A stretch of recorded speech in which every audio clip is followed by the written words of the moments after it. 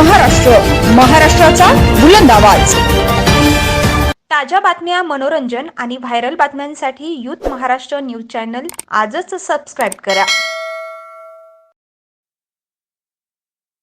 सोमवार दिनांक 24/6/2024 रोजी खोपोलीहून कामोठे येथे हॉस्पिटलच्या कामासाठी आम्ही जात असताना शेडूंग टोलनाक्यावर खोपोलीतून आम्ही लगेचच 15-20 मिनिटात पोहोचलो आणि शेडूंग टोलनाक्यावर पोहोचलो असता तेथील फास्टॅग आम्ही त्या कर्मचाऱ्यांना फास्टॅग आमचं दाखवलं तर त्यांनी उत्तर दिलं की तुमच्या फास्टॅग मधील रिचार्ज संपलेला आहे, तरी तुम्हाला फास्टॅगचे काही पैसे भरल्याशिवाय पुढे जाता येणार नाही।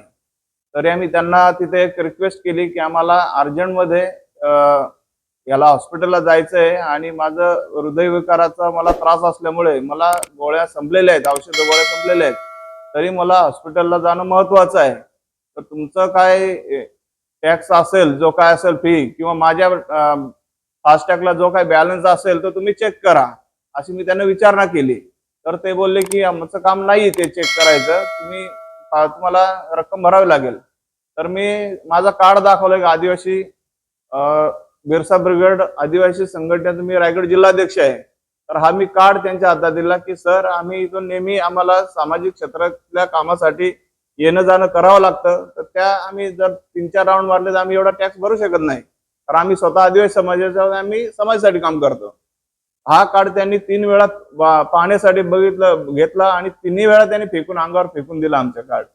तर मी मग काय केलं, माझ्या खिशातील एक 47 रुपये 50 रुपयाची नोट काढली आणि माझ्या किन्नर साईडने जो आलेला कर्मचारी होता टोल नाक्यावरचा त्याच्याकडे मी ते दिले। तो बोलला की माझ्याकडे द्या, मी तुम्हाला पावती देतो। तर त्याने सदर पावती पैसे घेतले आणि मला पावती दिली। तर जो उजव्या साईडला जो कर्मचारी होता राकेश पिंगळे म्हणून, तो कर्मचाऱ्यांनी खूप वाद घालायला सुरुवात केली। तो कार्ड जेव्हा फेकून दिला त्याला मी बोलला अरे बाबा असं करायचं नसतं, हा रायगड जिल्ह्याचा माझा अध्यक्षाचा कार्ड आहे हा, तर तो फेकणं म्हणजे माझ्या समाजाचं एक हे होतं, मला ते फील झालं। तर त्यावेळेला मी त्याला विचारणा केली की बाबा आता मी टॅक्स भरलाय तर तू आपला गप जा, म्हटलं बस तिथं, हा टोल नाका काही तुमचा नाहीये, हा शासनाचा टोल नाका आहे। तरी त्यांनी मग जातीवाची शिवीगाळी मला केली आणि ते बोलले की तुम्हाला आम्ही खलास करू, असं तशी भाषा वापरली। आणि जो मारणारा आरोपी आहे राकेश पिंगळे म्हणून, तो माझ्या गावापासून फक्त 1 किलोमीटर त्याचा अंतरावर गाव आहे, त्याला बोलला अरे तू आणि मी आपण एकाच बाजूला राहतो, एकाच तालुक्यातल्या जवळच गाव आहेत आणि चहा प्यायला आपण न्यू राशी म्हणून हॉटेल आहे खालापूरला, त्या हॉटेलला आपण रोज असतो, तरी तू ओळखत नाही, तरी तू सोडत नाही आणि मला इमर्जन्सी हॉस्पिटलला जायचंय मला, तरी एवढं सांगून सुद्धा त्या माणसाने सोडलं नाही। तर मला असं एक या माध्यमातून सांगायचं आहे की टोल नाक्यावर जे लोक आहेत, कर्मचारी आहेत, हे गुंड प्रवृत्तीचे लोक आहेत आणि त्यांना जाब विचारण्यासाठी मी गाडीतून खाली उतरलो, त्याला विचारलं अरे बाबा तू एवढी टोकाची भूमिका का घेतो, आज मी टॅक्स भरलाय, टोल भरलाय, तू जाऊन बस ना तुझ्या कॅबिनला, तुला गरज नाहीये एवढं तू वाद घालण्याची। तर माझ्या ड्रायव्हिंग साईडच्या खिडकीतून तो तरी वाद घालत बसला। मग त्या वादामध्ये आमची धक्काबुक्की झाली, तर त्यांनी आमच्या मुलाला आणि मला मारायला सुरुवात केली। त्याच्यामध्ये त्यांचे कर्मचारी 7 ते 10 कर्मचारी आले आणि माझा मुलगा लहान असल्यामुळं आणि मीही आजारी असल्यामुळं आम्हाला दोघांना बेदम मारहाण झाली आणि त्याच्यामध्ये मुलाचा हाताचा मधला बोट हा निकामी झालेला आहे आणि ह्या संदर्भात मग आम्ही पोलीस स्टेशनला तक्रार दाखल करू, म्हटलं आपण कायद्याने चालू, जर कायद्या किंवा आम्हाला जर आम्ही त्या प्रवृत्ती असतो तर कदाचित हा टोल नाका पण फोडला गेला असता। पण आम्ही एक हे विचार केला की हे शासनाची मालमत्ता आहे, कुठेतरी त्याचं भुदंड हा आपल्यालाच भोगायचा आहे, म्हणून आम्ही ते काय कृत्य केलं नाही। कायद्याच्या आणि जर आम्ही गेलो आणि पोलीस स्टेशनचे सिनियर PI माननीय श्री अनिल पाटील साहेब यांच्या कॅबिनला तात्काळ जाऊन त्यांच्या सगळा हा झालेला प्रकार त्यांना आम्ही सविस्तर सांगितला। साहेबांनी आमचं FIR दाखल करून घेतलेलं आहे आणि त्या FIR मध्ये जवळजवळ 5 ते 7 कलम लावलेले आहेत। त्याच्यामध्ये 323, 325, 142, 147, 149, 104, 106, 425 असे कलम लावलेले आहेत। पण अद्यापपर्यंत एकाही आरोपीला अटक करण्यात आलं नाही किंवा त्याला कुठल्या प्रकारची विचारणा केलेली आम्हाला कळली नाही। आज माझा मुलगा मंथनशीद हा जवळजवळ 4 दिवस आयसीयूत ठाकूर हॉस्पिटल खोपोली येथे 4 दिवस आयसीयू मध्ये होता. पण एकाही आरबीआय कंपनीचा कर्मचारी किंवा मॅनेजर किंवा पोलीस यंत्रणेतील किंवा शासकीय अधिकारी एकही विचारण्यासाठी आला नाही. एवढी मोठी भांडणं झाली. आज 7 लोकांनी सामूहिकरित्या मारलेला आहे, मारझोड केलेली आहे. आणि ती पण एकदम खालच्या लेवलला त्यांनी जाऊन हे केलेलं आहे. माणसाचं वादविवाद होतात, पण ह्या 7 लोकांनी मारणं हे एकदम चुकीचं आहे. ह्या विरोधात आम्ही साहेबांना विचारणा केली, साहेब आज जर न जाणो काही कमी जास्त झालं असतं त्या ह्याच्यामध्ये तर याला जबाबदार कोण होतं. आणि आम्ही जर असे मारामारीसाठी आलो असतो तर आम्ही 7-8 जण आलो असतो, पण आम्ही ते करायला आलोच नाहीत.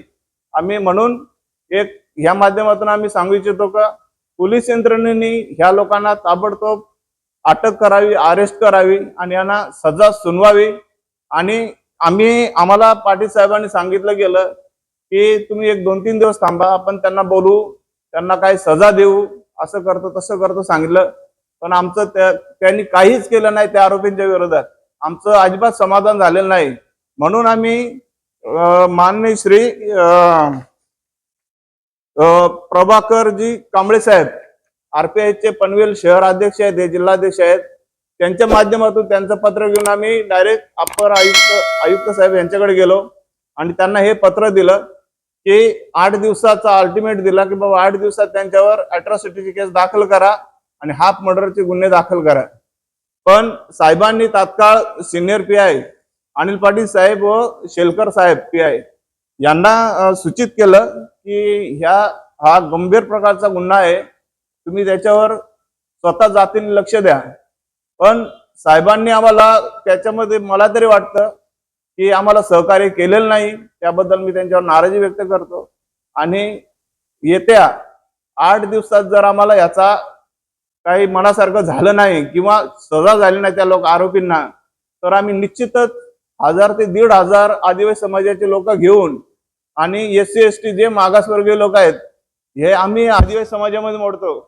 यांना आदिवासी समाजाचा कार्ड दाखवला म्हणून राग आला आणि त्या रागाने ही मारझोड झालेली आहे आणि जातीविषयक शिवीगाळी केलेली आहे त्या लोकांनी. तरी यांच्यावर अॅट्रॉसिटीचा गुन्हा दाखल व्हावा. आणि जर नाही झालं तर मोठ्या संख्येने 1000-2000 लोक घेऊन आम्ही रस्त्यावर उतरू आणि पोलीस स्टेशन समोर एक मोठं आंदोलन छेडू. आणि त्या आंदोलनात काय झालं तर पूर्ण जबाबदारी ही प्रशासनाची असेल आणि आरबीआय टोल नाक्यावरील मॅनेजर किंवा कर्मचारी यांची पूर्णपणे जबाबदारी असेल. तसेच हा सर्व झालेला प्रकार आमचं समाधान झालं नसल्यामुळे, प्रशासकीय यंत्रणेकडून समाधान झालं नसल्यामुळे माननीय श्री केंद्रीय मंत्री रामदासजी आठवले साहेब यांची आम्ही समक्ष भेट घेऊन त्यांच्या कानावर हा सगळा विषय टाकलेला आहे व त्यांना लेखी स्वरूपात जे झालेले प्रकार आहेत, जे झालेले लावलेले गुन्हे आहेत, हे सगळं पत्रव्यवहार त्यांना दाखवलेला आहे. आणि साहेबांनी स्वतः जातीने त्याच्यात लक्ष टाकणार असे आम्हाला पूर्ण शाश्वती दिलेली आहे. आणि साहेब हा मुद्दा नक्कीच मागासवर्गीय असल्यामुळे, आम्ही मागासवर्गीय असल्यामुळे नक्कीच हा मुद्दा उचलून धरतील आणि ह्या गुन्ह्याचा छडा नक्कीच लावतील एवढा मला विश्वास वाटतो. आणि साहेबांना या माध्यमातून मी विनंती करतो, साहेब अशा क्रूर व्यक्ती ज्या आहेत विचाराच्या, त्यांना साहेब कुठल्याही प्रकारे पाठीशी घालणार नाही. मी साहेब तुमच्याकडून आशा बाळगतो आणि आम्हाला नक्कीच न्याय मिळेल ही तुमच्याकडून मी विनंती करतो साहेब तुम्हाला.